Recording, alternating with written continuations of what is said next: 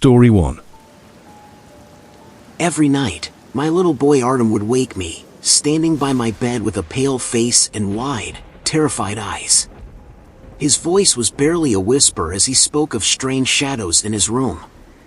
At first, I thought these were just nightmares. Children often have them, right?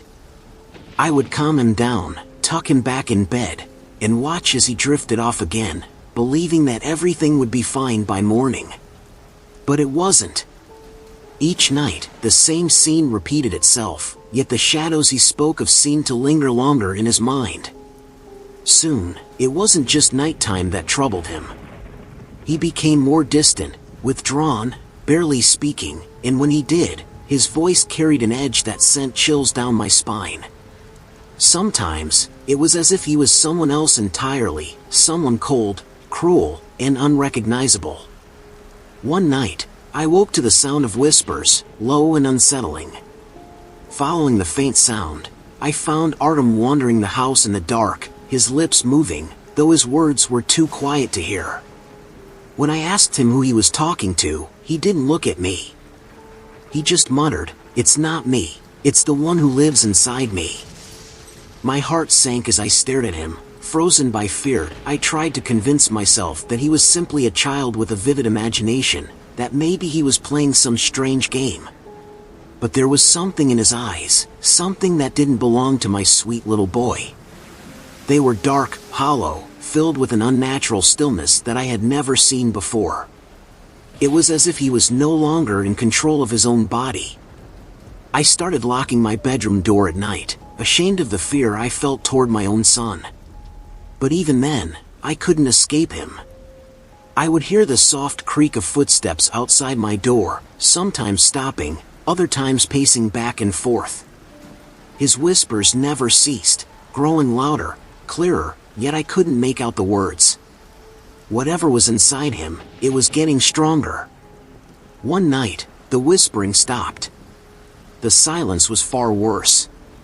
I lay there, heart pounding, waiting for something to happen. And then, the doorknob began to rattle. Slowly at first, then violently, as though someone, or something, was trying to get in. "Mom," his voice called out, but it wasn't his. It was deeper, darker, dripping with malice. "Let me in." I didn't open the door that night. I couldn't. I sat on my bed, knees pulled to my chest, as the handle twisted and turned. It felt like hours passed before it stopped, and when it finally did, I collapsed onto the floor, shaking uncontrollably. That night, I cried myself to sleep, afraid of what had become of my little boy. The next morning, Artem was back to his usual self, smiling at me as if nothing had happened. But I knew better.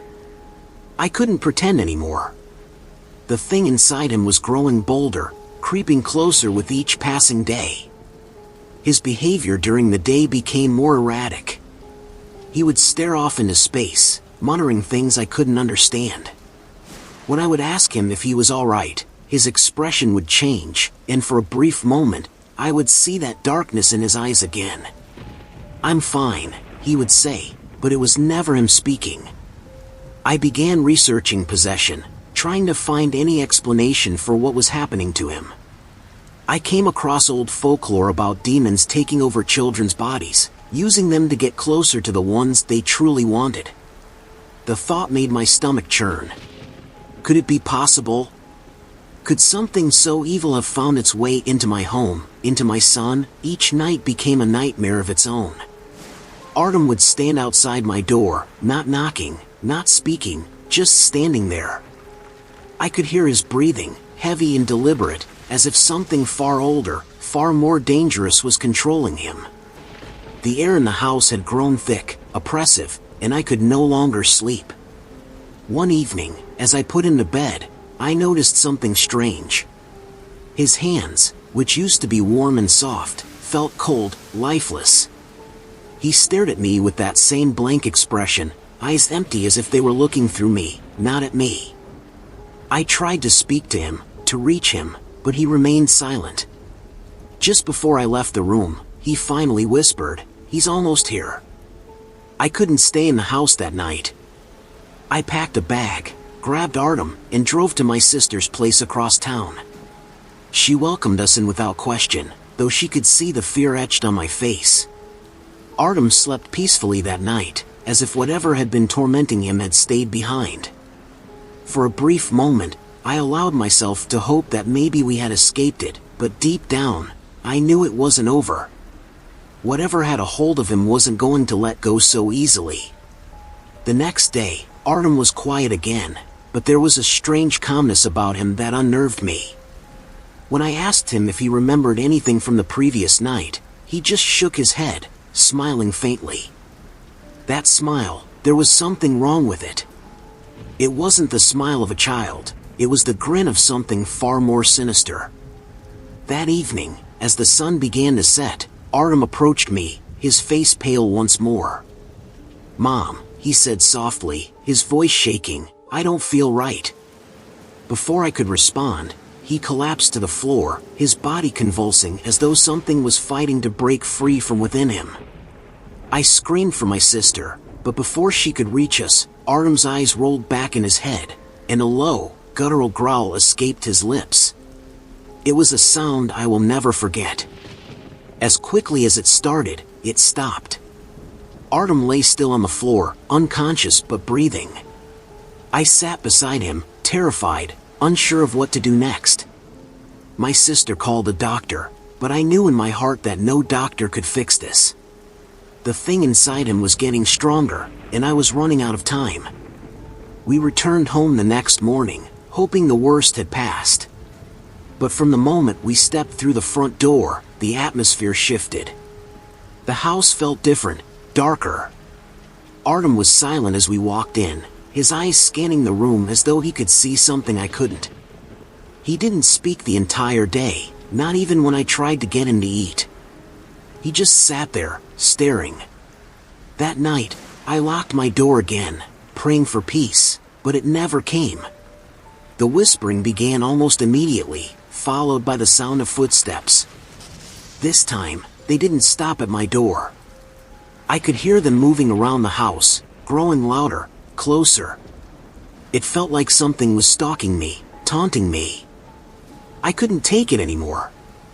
I flung the door open, prepared to confront whatever was lurking in the darkness, but there was nothing there. Just empty hallways and silence. When I turned back to my room, Artem was standing there, at the foot of my bed, staring at me with those lifeless eyes. "He's here," he whispered. My breath caught in my throat as Artem's words hung in the air. "He's here." Those two simple words filled me with a terror I had never felt before. I tried to speak, to ask him what he meant, but my voice failed me. Artem just stood there, unmoving, his eyes locked on mine. They weren't the eyes of my little boy, they were dark, empty, devoid of life. I took a step back, my legs trembling beneath me. "Who's here, Artem?" I finally managed to whisper, though I wasn't sure I wanted to know the answer. He didn't reply, just stared at me, his head tilting slightly to the side. His lips curled into that unnatural grin again, and for the first time, I felt like I was truly standing in the presence of something evil. Suddenly, the room grew colder, and I could see my breath in the air. The shadows around us seemed to move, shifting along the walls like living things. Artem took a slow, deliberate step toward me, and I instinctively stepped back, my heart racing. "Mom," he whispered, his voice barely audible, "he's waiting for you." I didn't know what to do. My son, if he was even still in there, was becoming something I couldn't understand, something that filled every fiber of my being with dread. The temperature in the room continued to drop, and I could feel the presence of something else, something unseen but undeniably there. The shadows seemed to close in around us, suffocating, and I was paralyzed by fear. Artem took another step toward me, his expression unchanging. I wanted to run, to flee from whatever horror was unfolding before me, but my feet were rooted to the ground. "Artem, please," I begged, my voice shaking, "let me help you." But the thing inside him didn't care about my pleas. It wasn't him anymore, not my sweet little boy who once giggled and played in the sunlight. This was something far darker, far older, and it was using my son as a vessel. Without warning, Artem's eyes rolled back, and he collapsed to the floor, his body convulsing once again. I rushed to his side, panic overwhelming me as I held him in my arms, praying for the spasms to stop. His skin was ice cold, his lips turning blue. It was as if something was draining the life from him, and I was powerless to stop it. I sat there on the floor, cradling Artem's limp body, tears streaming down my face. His breathing was shallow, barely there, and for a moment, I thought I was going to lose him. But then, as quickly as the convulsions started, they ceased. He lay still in my arms, his small chest rising and falling slowly. I whispered his name, hoping for any sign that he was still with me, but his eyes remained closed. Minutes passed, and I waited, unable to move, afraid of what might happen next. Finally, his eyelids fluttered open, and he looked up at me. For a brief, heart-stopping moment, I saw a flicker of recognition, of my sweet little boy coming back to me. "Mom," he whispered, his voice fragile and weak, and I clung to that sliver of hope. But then, as I gazed into his eyes, I saw it again, the darkness, the thing lurking just beneath the surface. His expression twisted, and that cold, hollow voice spoke through him once more. "He's not gone, Mom. He'll never leave." My heart shattered, and I knew that whatever had taken hold of him wasn't letting go. Desperation consumed me. I couldn't lose my son to this, whatever it was. But how could I fight something I couldn't see, something so powerful that it had turned my child into a stranger? I didn't know where to turn, who to ask for help. Every option seemed impossible, every door closed. The days following that night became a blur. Artem was no longer himself during the day, his once playful nature replaced by eerie silence and cold stares. He would sit in the corner of his room for hours, unmoving, staring at the same spot on the wall. I could hear him talking to something, or someone, that wasn't there, his voice low and full of strange words I couldn't understand. I reached out to a priest, someone who could help me deal with whatever this was. He came to the house one evening, clutching a worn Bible in one hand and a small vial of holy water in the other. I explained what had been happening, my voice cracking with desperation. He listened, nodding slowly, though I could see the unease in his eyes. Whatever this was, it wasn't something he encountered often. When the priest stepped into Artem's room, a heavy silence fell over the house. I stood just outside the door, watching as he approached my son, who was sitting in the corner, as usual. The priest began to speak softly, reciting prayers under his breath. Artem didn't move, didn't acknowledge him in any way. But the air in the room grew colder, and I could feel the tension rising, like a storm about to break. As the priest sprinkled holy water on him, Artem's body stiffened. His head snapped toward the priest, eyes wide and filled with something wild and furious. "He doesn't belong here," Artem said, his voice layered with something deep, something inhuman. The priest faltered for a moment, but quickly regained his composure, continuing his prayers with more intensity. Suddenly, Artem let out a scream, a sound so guttural, so primal, that it made my blood run cold. He lunged at the priest, knocking him back with a force no child should possess. The priest staggered, dropping his Bible, and I rushed into the room, grabbing Artem before he could hurt anyone. He thrashed in my arms, his strength terrifying. The priest hurried to his feet, grabbing the Bible and stepping back, his face pale. "It's not just a demon," he whispered, his voice trembling. "It's something far worse." My heart sank. I had feared this all along, but hearing those words spoken aloud made it real. Whatever had taken over my son wasn't just any spirit, it was ancient, powerful, and relentless. I held Artem tight as he continued to fight against me, his body shaking with anger. "Let me go," he snarled, but it wasn't my son speaking. It was the thing inside him, growing stronger by the minute. I didn't know how much longer I could keep him restrained. The priest looked at me, his eyes filled with sorrow. "There's only one thing we can do," he said, his voice heavy with regret. "But you're not going to like it." Fear gripped me as I realized what he was about to suggest. My mind raced with 1,000 thoughts, but I knew there was no other way. If I didn't act soon, I would lose Artem forever. The priest explained that the only way to free Artem from the entity was to perform an exorcism. But it wasn't a simple process, and there were risks, grave ones. "If we fail," he said, "the demon will take him completely, and we'll never get him back." The words hit me like a punch to the chest, and I felt my world closing in around me.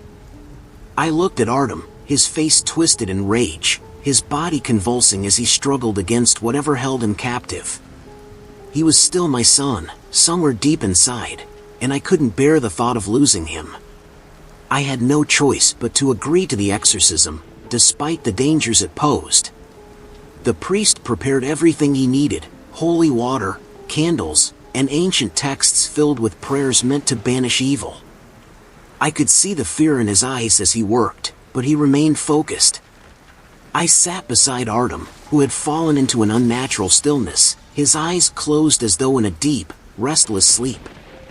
The shadows in the room seemed to shift again, crawling along the walls, and I knew that the worst was yet to come. When the exorcism began, the air in the room became thick, almost unbreathable. The priest's voice was steady, yet I could hear the tremor beneath it as he recited the prayers, his words echoing through the small space. Artem remained still at first, but as the priest continued, his body began to twitch, then jerk violently. His eyes shot open, but they weren't Artem's eyes anymore. They were black, completely devoid of light or life.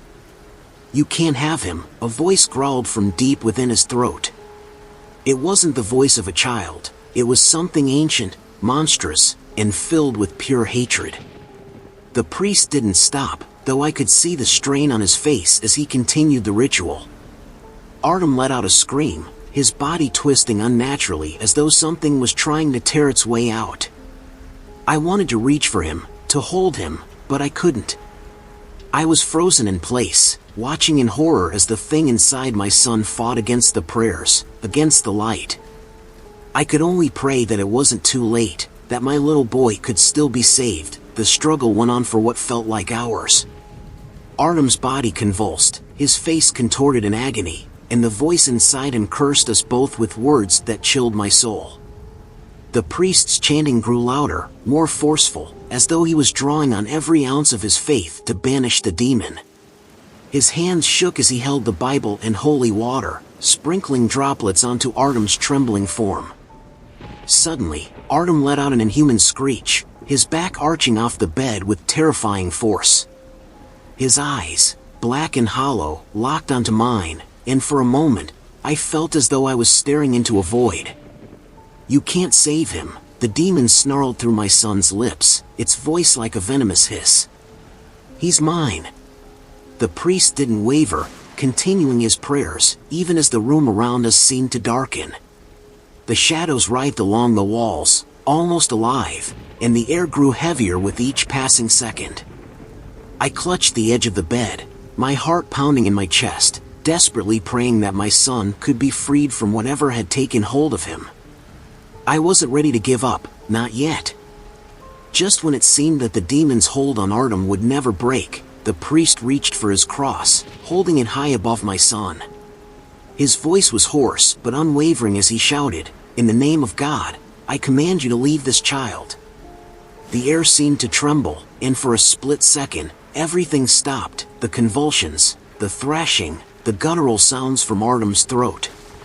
And then, all at once, the room exploded with chaos. Artem screamed again, but this time it was different. His voice was layered with the shriek of something else, something dark and ancient. His small body bucked violently, his eyes rolling back into his head as the demon fought its final battle. The priest was relentless, continuing to call upon the name of God, commanding the demon to leave. I held my breath, watching in horror and hope as the battle raged within my son. His face twisted into something unrecognizable, contorted with pain and fury, but as the priest's words rang through the room, I saw a flicker of something else in his eyes, something human. For the briefest moment, I saw my little boy again, and I clung to that hope. Then, as quickly as it began, the chaos stopped.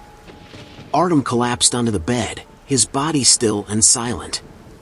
The shadows on the walls receded, and the oppressive heaviness in the room lifted, replaced by an eerie calm. The priest stood over him, panting from exertion, his hands still gripping the cross tightly. I rushed to my son's side, terrified of what I might find. "Artem?" I whispered, my voice trembling as I gently shook his shoulder. His eyelids fluttered, and for a moment, my heart stopped. Slowly, he opened his eyes, no longer black, but the soft, familiar brown I had known since the day he was born. Tears of relief welled up in my eyes as he blinked up at me, confused and weak. "Mom," he whispered, his voice fragile but his own. I hugged him tightly, sobbing with relief. The demon was gone. My little boy was back. But as I held him, I couldn't shake the lingering fear that something still wasn't right, that the darkness might not have been completely vanquished. The priest gave a nod of reassurance, but even he looked weary, as though this victory had come at a terrible cost. For the next few days, things seemed to return to normal, but a part of me remained on edge, watching for any sign that the demon might return. Artem was weak, recovering slowly from the ordeal, but he smiled again, laughed even, something I hadn't seen in what felt like an eternity. I tried to convince myself that everything was finally over, that my son was safe, but a small, nagging voice in the back of my mind wouldn't let me relax. Late one night, as I lay in bed, I heard it, a soft whisper coming from down the hall. My heart skipped a beat. At first, I thought I was imagining it, a remnant of my paranoia. But then I heard it again, clearer this time. I slowly climbed out of bed, my legs trembling beneath me, and made my way toward Artem's room. The door was slightly ajar, and I pushed it open gently. What I saw made my blood run cold. Artem was sitting up in bed, his eyes wide and unfocused, staring at the far corner of his room. He was whispering, softly, urgently, to something unseen. My heart pounded in my chest as I stepped closer, trying to hear what he was saying. "Not again," I muttered under my breath, praying this was just a nightmare. I called out to him softly, "Artem, who are you talking to?" His head snapped toward me with such force that I stumbled backward. His eyes, those familiar brown eyes, were filled with fear, but not of me. "Mom," he whispered, his voice trembling, "he's still here."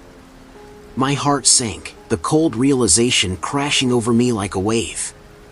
The demon hadn't left, it had only hidden, waiting for its moment to strike again. I rushed to his side, holding him tightly as I tried to fight the rising panic inside me. "No, no, it's not real," I whispered, though the dread in my chest told me otherwise. Artem shook his head frantically, his small hands clutching at my shirt. "He's inside me," he said, his voice breaking. "He's coming back." The shadows in the room seemed to shift once more, darker than before, crawling along the walls like living things. I couldn't breathe. The priest's words echoed in my mind, "If we fail, the demon will take him completely." I had thought we had one, but now I knew the truth. This wasn't over, not yet. Desperation clawed at my chest as I realized I couldn't do this alone. The priest had warned me of the dangers, of the darkness that still lingered. I needed help, but where could I turn? I had already called on the church, and even they had barely managed to hold the demon at bay. Now, it was back, more powerful than ever, and it was coming for my son. Artem clung to me, his small body shaking with fear. I stroked his hair, trying to comfort him, though I was just as terrified. "I won't let it take you," I promised, though my words felt hollow. How could I fight something so evil, so relentless? The demon had already won once, and I wasn't sure I had the strength to face it again. As the shadows crept closer, I knew that this time, the battle would be far worse. The demon wasn't just after my son anymore, it was after me, too. And this time, I wasn't sure either of us would survive. Story 2. My father had always been a little eccentric, but lately, his behavior had truly started to frighten me. Every night, I would find him sitting in the kitchen, shrouded in darkness, barely moving. He didn't seem to acknowledge me, lost in his own world. Sometimes, I'd catch him whispering to himself, but it wasn't like the usual muttering people do when thinking aloud. His voice was soft, almost as if he was responding to someone unseen.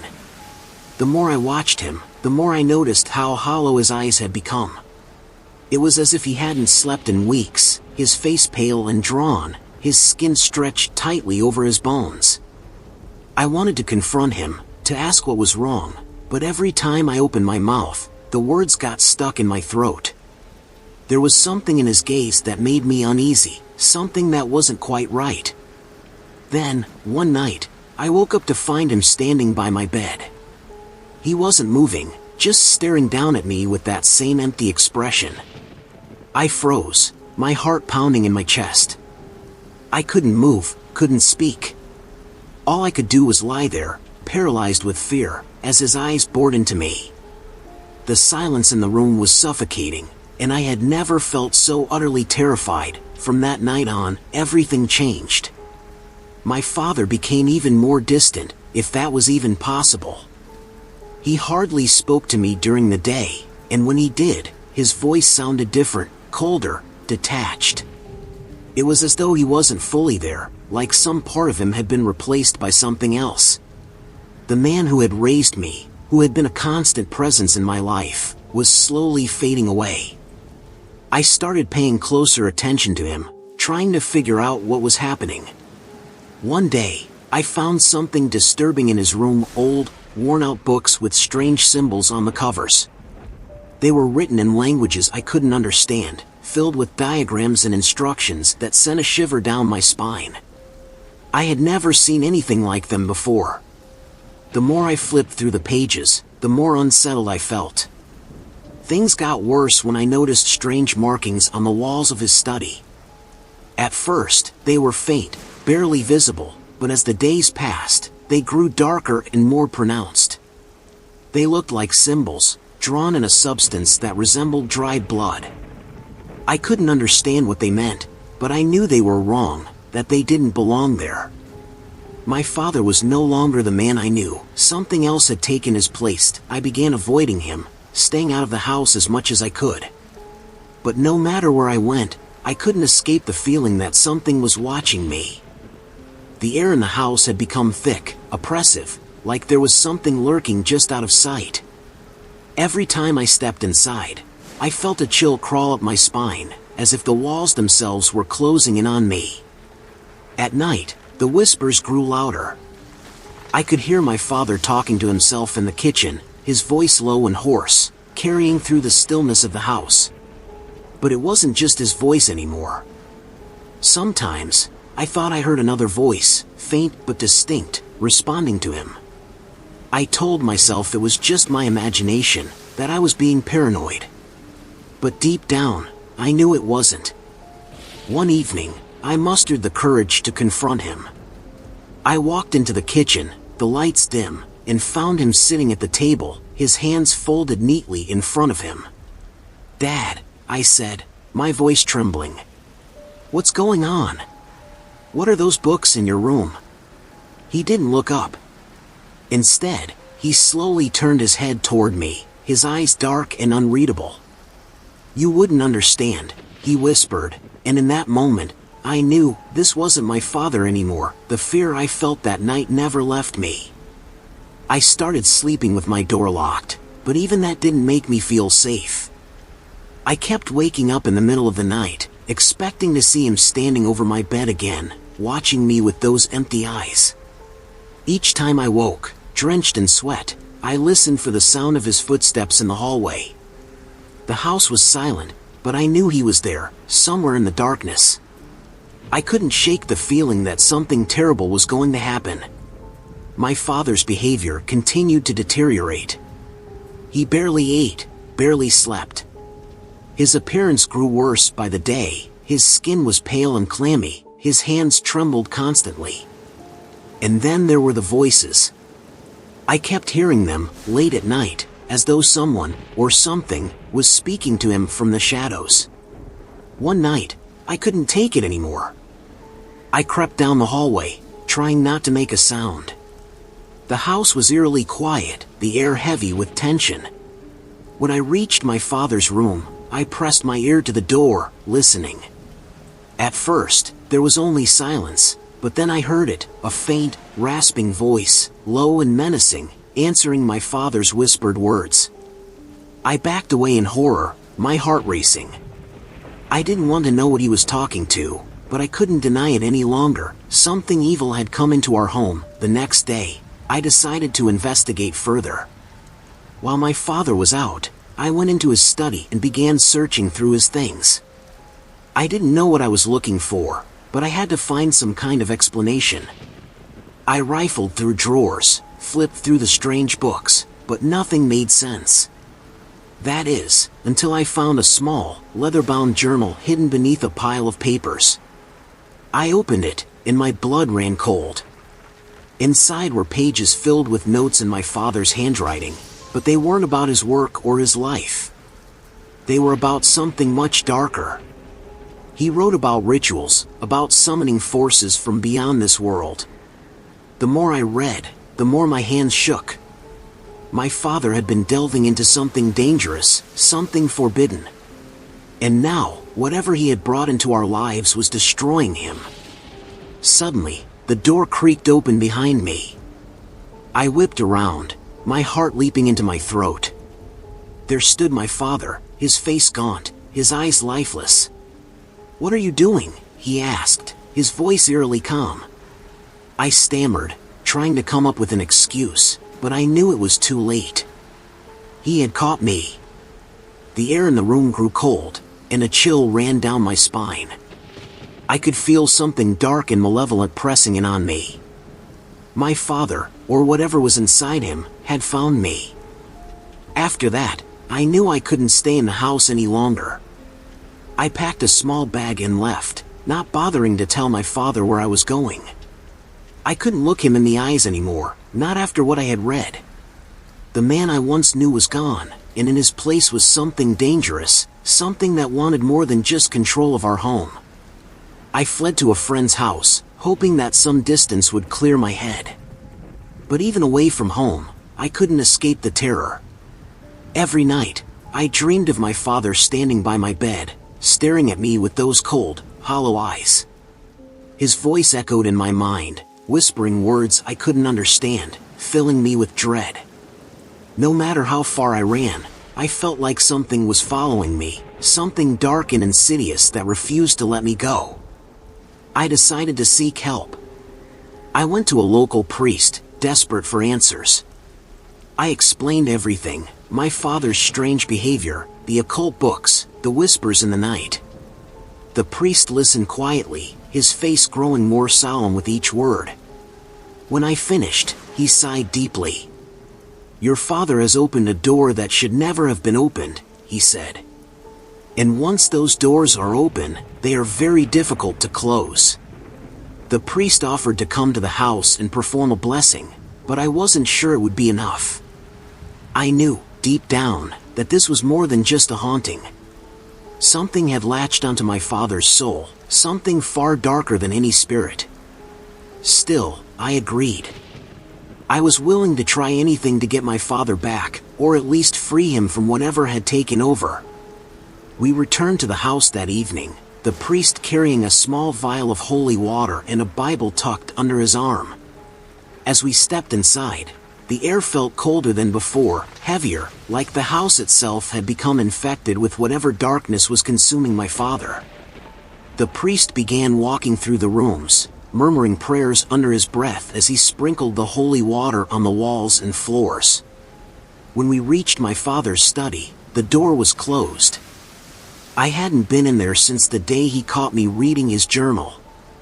I could feel my heart racing as I pushed the door open, half expecting to find my father waiting for me.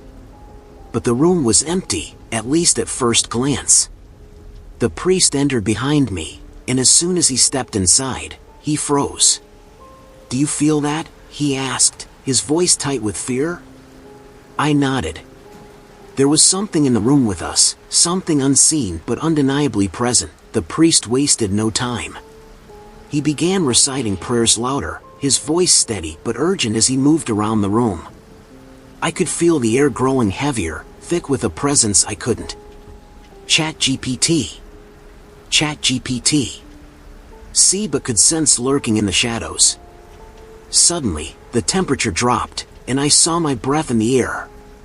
The shadows in the corners seemed to shift, swirling like smoke. Then, without warning, a deafening crash echoed from the back of the house. It sounded like something had fallen, or had been thrown. The priest paused, his expression shifting from determination to concern. "We need to see what that was," he said, moving quickly toward the source of the noise. I followed him, my heart pounding, terrified of what we might find. As we made our way through the house, I felt an overwhelming sense of dread wash over me. Each step seemed to echo in the stillness, and I couldn't shake the feeling that we were being watched. When we reached the living room, I was met with a sight that turned my blood to ice. The furniture was overturned, and in the center of the room stood my father, his back to us, his arms raised as if in supplication. "Dad!" I shouted, rushing forward. But the moment I stepped into the room, I was struck by an invisible force that knocked me back. I fell to the floor, gasping for breath as I struggled to get back up. The priest stepped in front of me, raising his hands as if to ward off whatever was attacking us. "Leave this place," he shouted at my father, who turned slowly, revealing a face that was no longer human.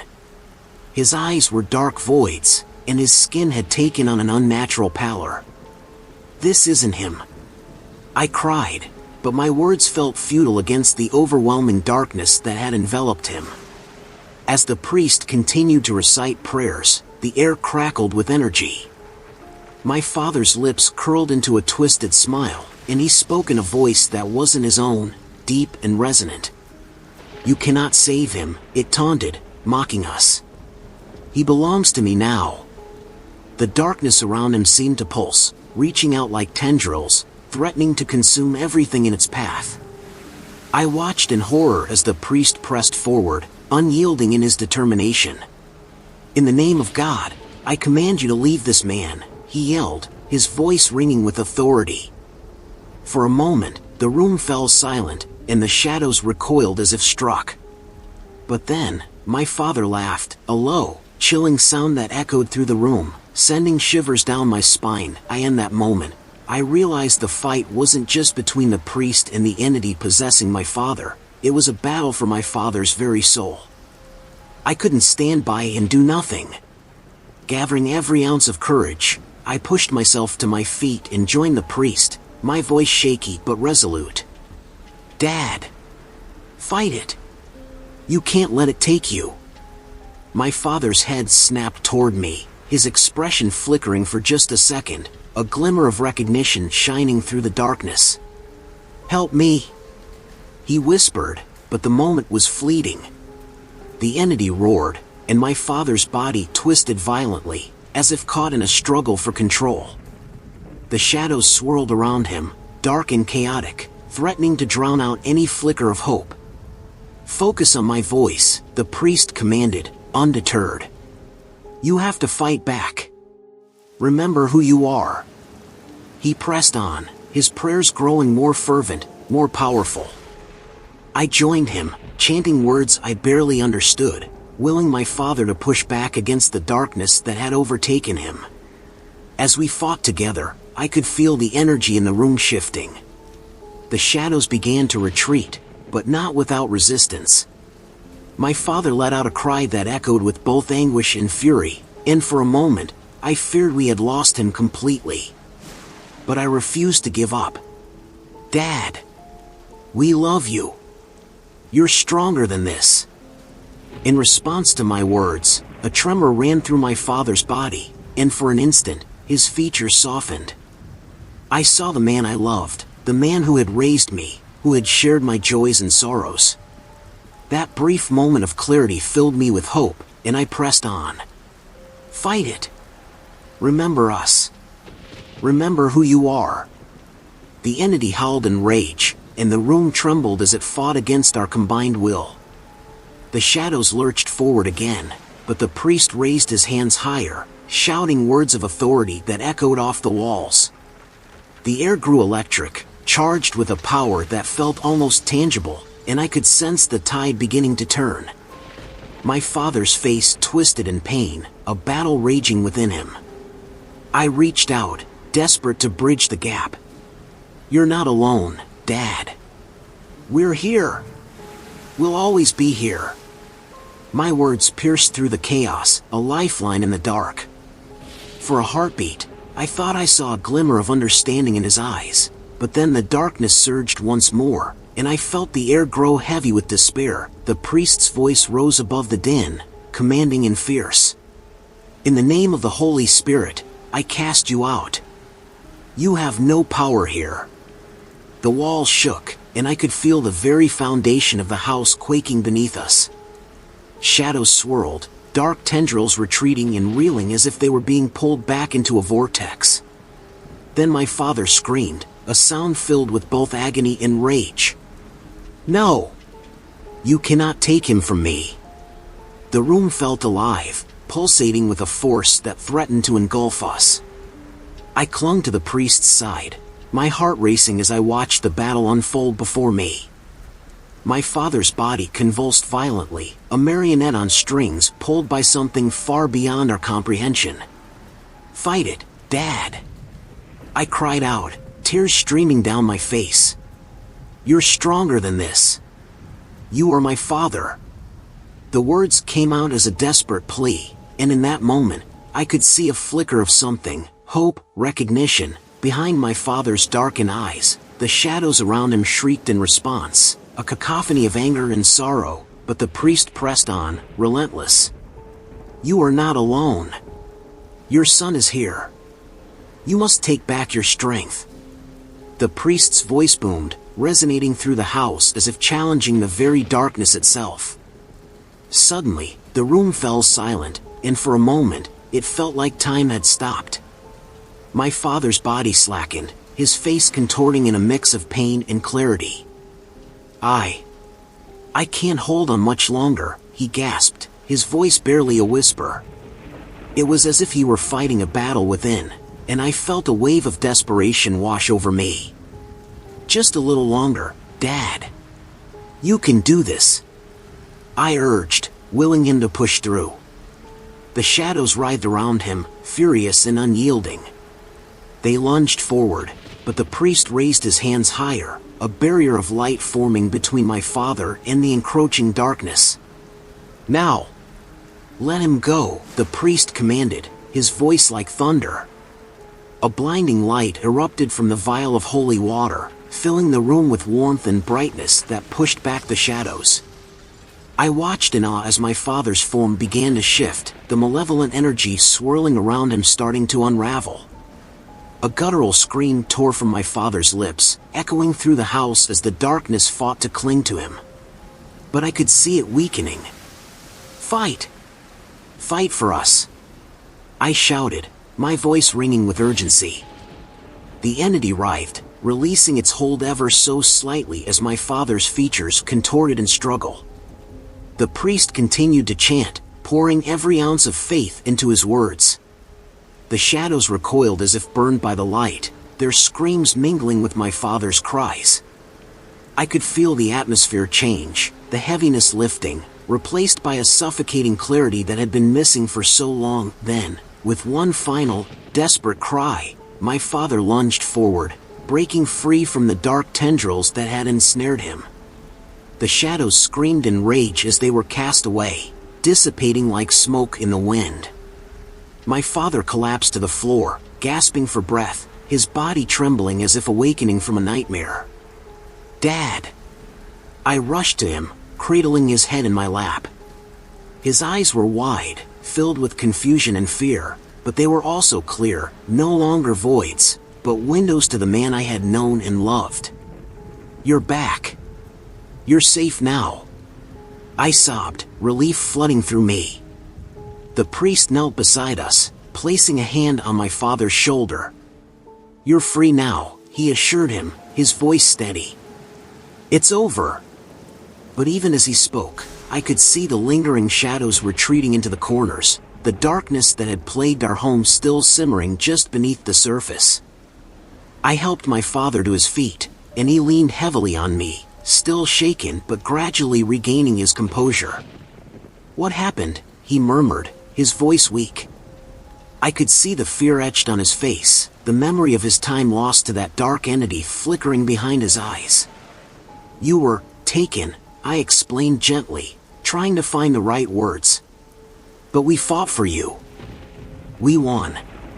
As I said it, doubt crept into my mind. Could we truly have won, or was this just a temporary reprieve? The shadows still lingered, and I could feel their malevolence watching, waiting for a moment of weakness.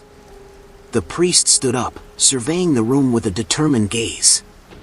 "We need to cleanse this house completely," he said. "There are remnants of the darkness that could still threaten your family." I nodded, my resolve hardening. We had come so far, I wouldn't let my father fall back into the depths of despair. As the priest prepared for the cleansing ritual, I could feel my father's weight shifting. "I'm sorry," he whispered, his voice thick with emotion. "I didn't mean to scare you. I didn't know what was happening." I shook my head, fighting back tears. "It's not your fault," I said, wrapping my arms around him. "We'll get through this together." But even as I spoke, a shadow flickered at the edge of my vision, a reminder that the fight was far from over. The priest began to chant again, his words weaving through the air like a protective shield. As he moved around the room, I held onto my father, determined to keep him grounded. I could feel the darkness retreating, but its presence was still there, watching, waiting for the chance to return. With each incantation, the atmosphere shifted, the air growing warmer and lighter. The shadows began to recede, but I could sense their anger, their refusal to let go. My heart raced as I remembered the times my father had been there for me, and I wanted nothing more than to return that love now. "Dad, I need you to stay strong," I said, looking into his eyes. "We have to believe we can overcome this." He nodded, the fear still evident, but there was also a flicker of hope.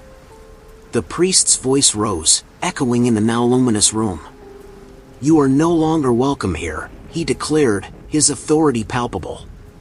The shadows writhed in protest, but the light grew brighter, pushing them back further, forcing them to retreat into the dark corners of the room. Just as it seemed the shadows would dissipate entirely, a deafening roar filled the house, shaking the walls. My heart raced as I gripped my father's arm tighter. The entity was fighting back with a desperation that sent chills down my spine. "Hold on," the priest shouted, his voice unwavering.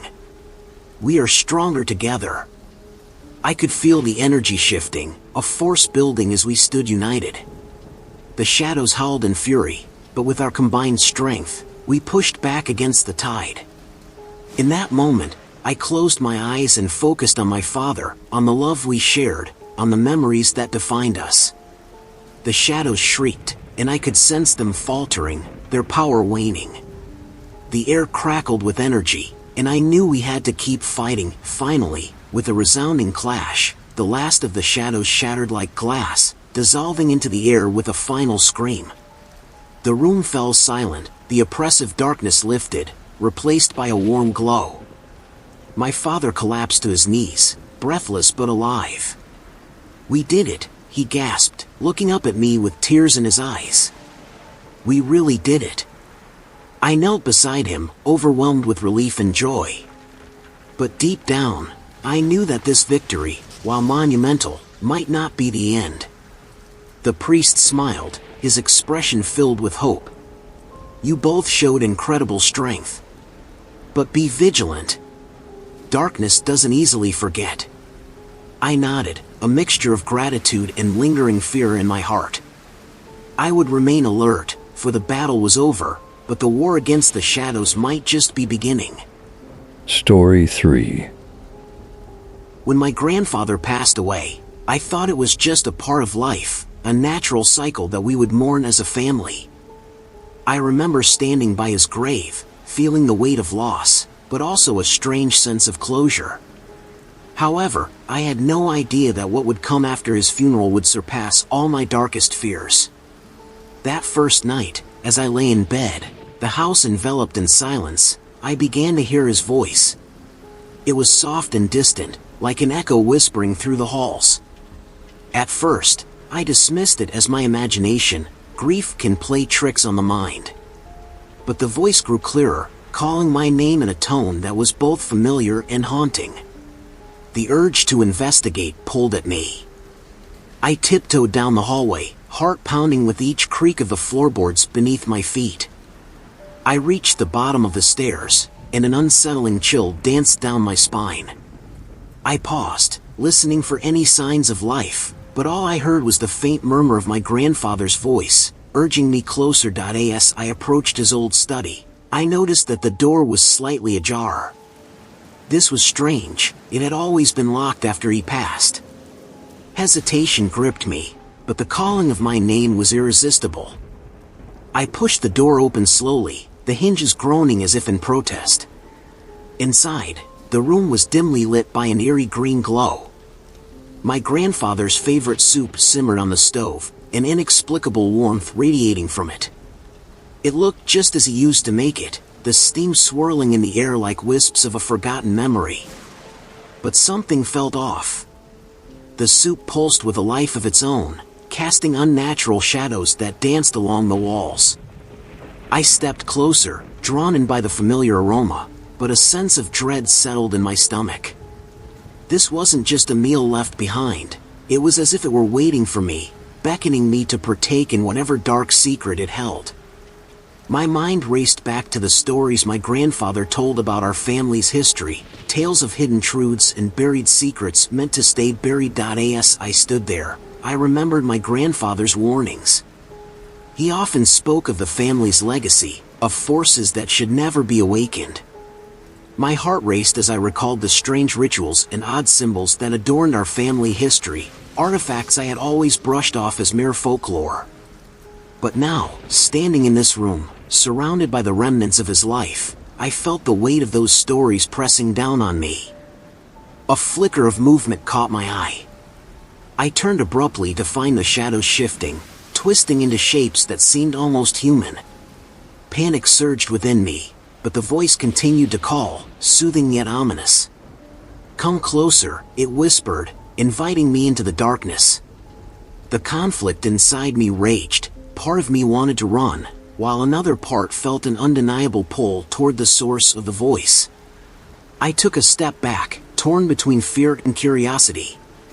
Just then, a sudden rush of cold air swept through the room, extinguishing the warm glow of the soup. My grandfather's voice transformed into a low growl, echoing with a strange authority. "You must learn the truth," it demanded, sending chills racing down my spine.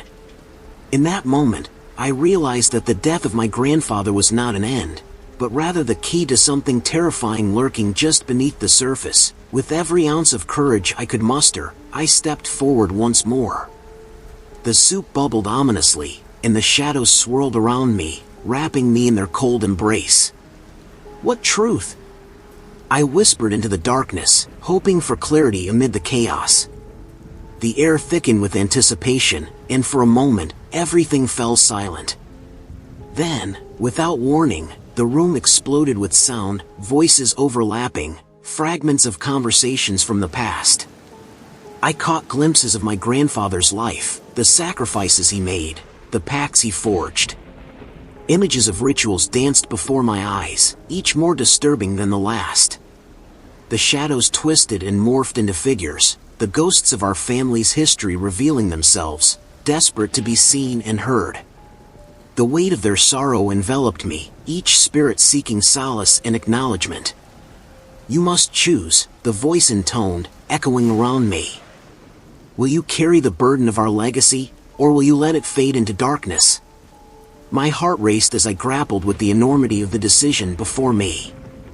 It was a choice that could alter the course of my life forever. As I stood frozen in the room, I felt the history of my family pressing down upon me, a palpable force of anguish and regret.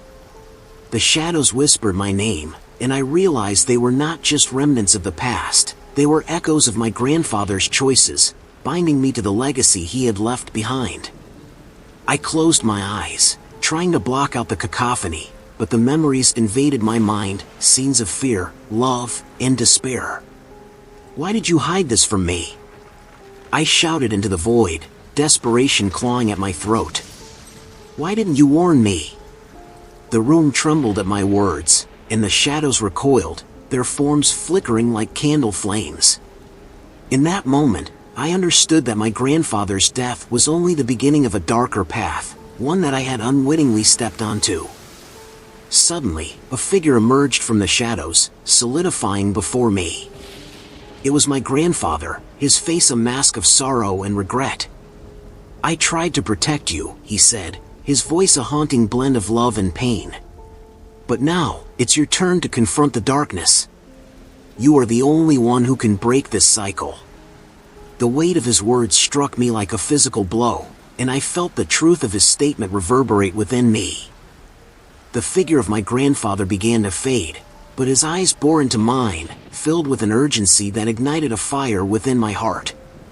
Find the book, he urged, his voice growing fainter. It holds the answers you seek. As he disappeared into the shadows, I felt a surge of determination. I would not let his sacrifice be in vain. With newfound resolve, I turned back to the soup, the glowing liquid a beacon of mystery. I needed to uncover the secrets hidden within our family's past. I remembered seeing an old trunk in the attic filled with my grandfather's belongings, a place where he had stored things he deemed too dangerous for others to see. That trunk might hold the key to understanding what I was up against. I hurried up the stairs, the echoes of the house amplifying my footsteps. Each creak of the floorboards seemed to whisper warnings, but I pushed forward, my heart pounding with anticipation. The attic door stood slightly ajar, an invitation into the unknown. I took a deep breath and pushed it open, the air thick with dust and memories. As I entered the attic, I was greeted by the sight of my grandfather's old trunk, its surface covered in layers of dust, as if it had been untouched for years. I hesitated for a moment, recalling the warnings he had shared about the things inside. But I knew I had to look, the answers lay within, and I could feel the weight of history urging me onward. I knelt before the trunk and pried it open, the hinges creaking in protest. Inside, I found an array of objects, old photographs, trinkets, and finally, a leather-bound book that seemed to pulse with a dark energy. The cover was adorned with intricate symbols that sent a chill down my spine. As I lifted it from the trunk, I could feel a connection, as if it recognized me. Flipping through the pages, I discovered tales of our family's past, stories of sacrifices made, deals struck, and the dark forces we had dealt with. Each word felt like a revelation, pulling me deeper into a world I had never wanted to be part of. I found references to rituals that promised power but at a terrible cost. The realization washed over me. My grandfather had been protecting me from this legacy, and now it was mine to face. With the book in my hands, I returned to the study, a sense of urgency coursing through me. I could feel the shadows stirring, their presence palpable as I read through the accounts of my ancestors. Each story revealed a piece of the puzzle, a glimpse into the darkness that had taken root within our family. Suddenly, the lights flickered, and I heard my grandfather's voice again, this time stronger, resonating through the room. You must choose wisely, he warned. The power in that book comes with a price. I shivered, the weight of his words pressing down on me. Determined to break the cycle, I began to decipher the rituals described in the book, hoping to find a way to confront the darkness that had plagued my family for generations. I could sense the shadows lurking at the edges, waiting for a moment of weakness to strike. But I was resolute. I would not let fear dictate my actions any longer. As I prepared for the ritual, I gathered the necessary items from around the house: candles, salt, and herbs that my grandfather had once used. Each item felt like a connection to him, a reminder of the love he had poured into our family.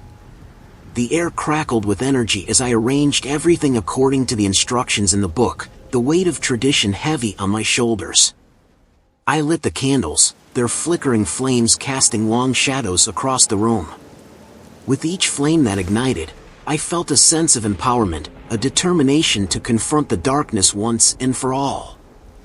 I began to chant the words from the book, my voice steady as I invoked the spirits of my ancestors, seeking their guidance and protection. But as I spoke, the shadows stirred, growing restless. The room darkened, and I felt a cold breeze sweep through, chilling me to the bone. "You dare challenge us?" a voice hissed from the depths of the darkness, echoing with a sinister tone. My heart raced, but I stood my ground, reminding myself of my purpose. I was here to reclaim my family's legacy, to break the chains of fear that had bound us for too long. The shadows swirled around me, forming shapes that threatened to engulf me. But I focused on the light of the candles, allowing their warmth to fill me with courage. "I am not afraid," I declared, my voice rising above the chaos. "I reject the darkness that has haunted my family for generations." With that proclamation, the shadows writhed and shrieked, their forms twisting in agony. The air grew heavy with tension, the power of my ancestors swirling around me like a protective barrier. I continued the chant, my words gaining strength, resonating with the spirit of my grandfather and the legacy he had left behind. In a final surge of energy, the shadows recoiled, their grasp on the room weakening. The darkness began to dissolve, the cold air replaced by a warm glow that enveloped me. With one last shout, I declared, "You will not control us any longer." And just like that, the shadows shattered, dispersing into nothingness. As the light filled the room, I fell to my knees, breathless but free. I had faced the darkness and emerged victorious, not just for myself, but for my family. In that moment, I understood that my grandfather had prepared me for this battle all along. His love had guided me, and now I would carry on his legacy, not as a burden, but as a testament to the strength we possess to overcome even the darkest of fears.